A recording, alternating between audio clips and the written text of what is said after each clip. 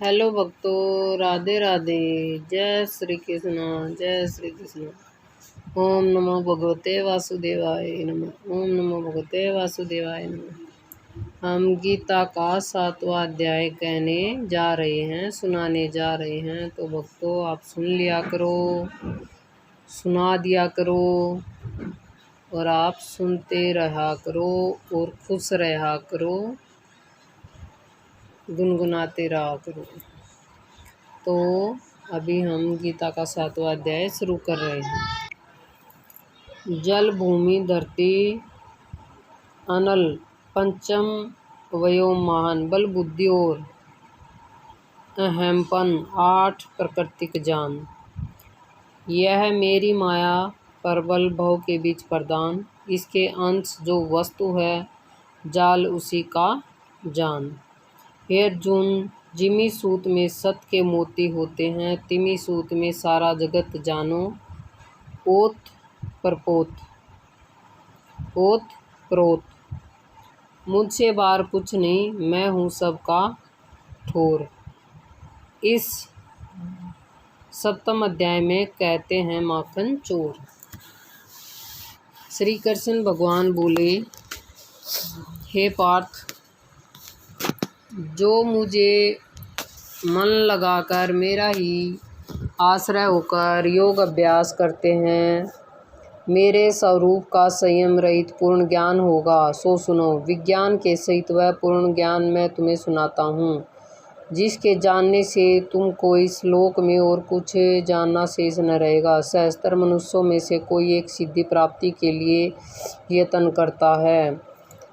उन यत्न करने वाले सिद्धांतों में से भी कोई बिरला ही मुझे ठीक जान पाता है। पृथ्वी, जल, अग्नि, वायु, आकाश, मन, बुद्धि और अहंकार, यह 8 प्रकार की मेरी प्रकृति माया है। इस प्रकृति को अपार चैतन्य अर्थात जड़ कहते हैं।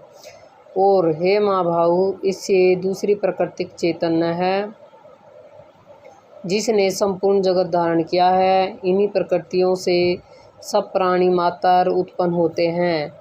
ऐसा जानो, यह प्रकृतियाँ हमसे ही उत्पन्न हुई हैं।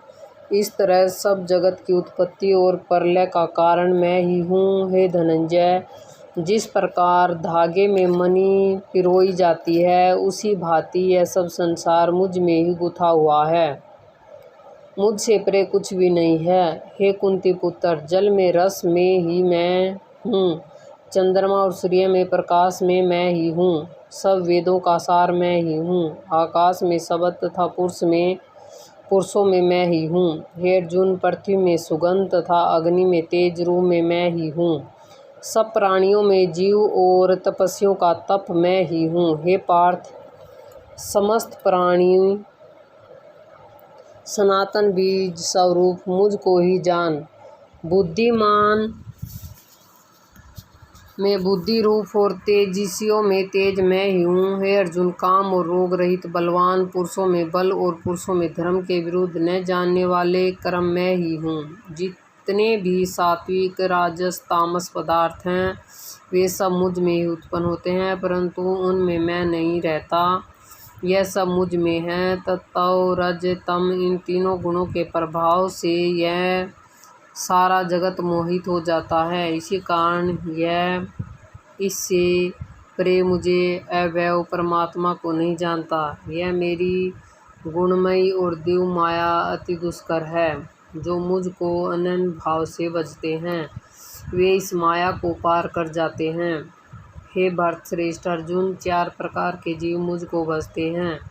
दुखिया, जिज्ञासु, ऐश्वर्य की कामना करने वाले और ज्ञानी, जिनमें मुझे सदा एकाग्रचित्त और केवल मेरी भक्ति करने वाले ज्ञानी पुरुष श्रेष्ठ लगते हैं, क्योंकि मैं ज्ञानी को अत्यंत प्रिय हूँ और वह मुझको प्रिय है। यद्यपि ये सब भक्त श्रेष्ठ हैं, यथापि ज्ञानी तो मेरी आत्मा ही है, क्योंकि वह मुझ में ही मन लगाकर मुझको ही सर्वोत्तम गति मान मेरा ही आश्रय ग्रहण करते हैं।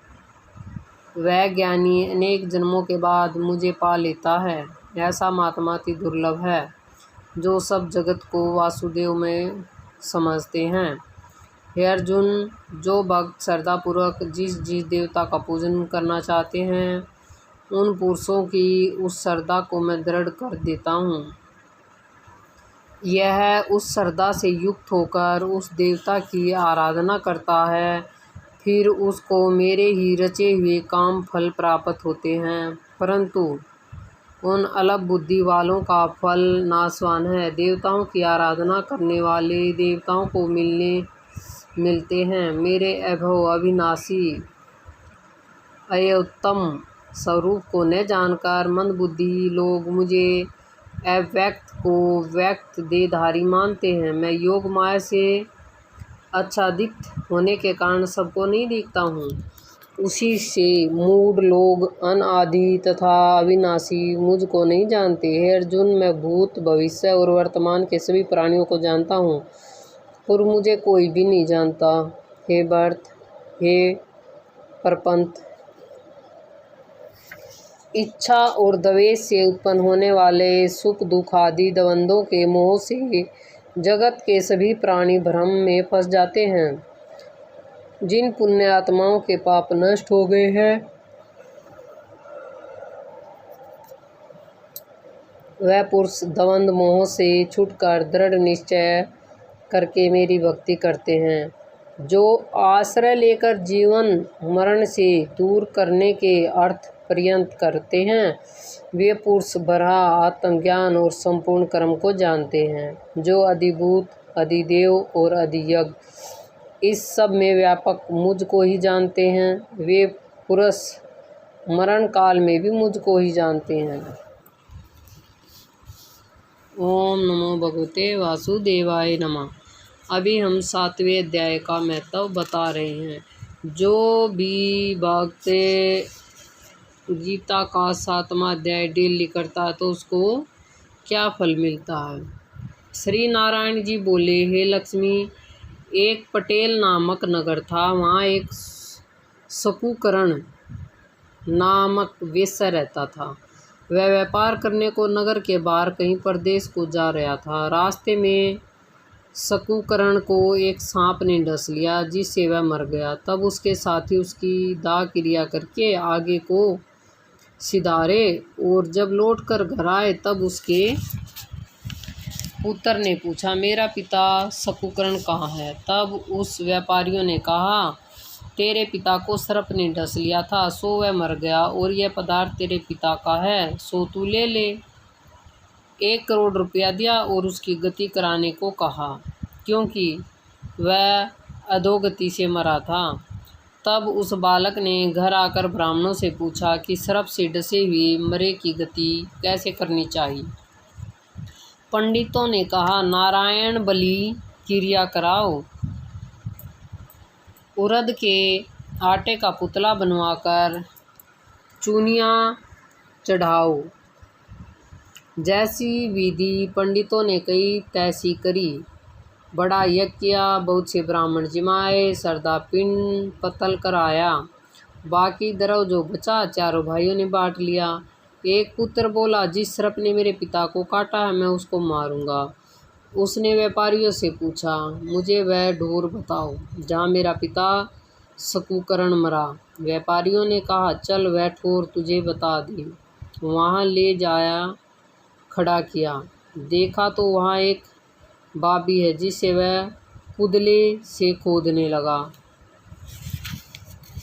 जब छेद बड़ा हुआ तो वहाँ से एक सर्प निकला। सर्प बोला, तू कौन है, मेरा घर क्यों खोदता है। बालक ने कहा, मैं सकूकरण का पुत्र हूँ, जिस सर्प ने मेरे पिता को मारा है उसे मैं मारूंगा। तब सर्प बोला, हे पुत्र, मैं ही तेरा पिता हूँ, तू मुझे इस अधम देह से छुड़ा और मुझे मत मार।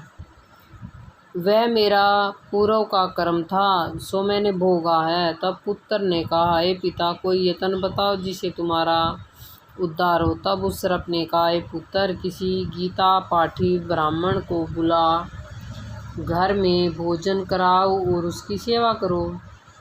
तो उसके आशीर्वाद से ही मेरा कल्याण होगा। तब उस बालक ने अपने घर और नगर से जितने गीता जी का पाठ करने वाले थे सबको बुलाकर श्री गीता जी के 7वें अध्याय का पाठ कराया और उनको भोजन कराया।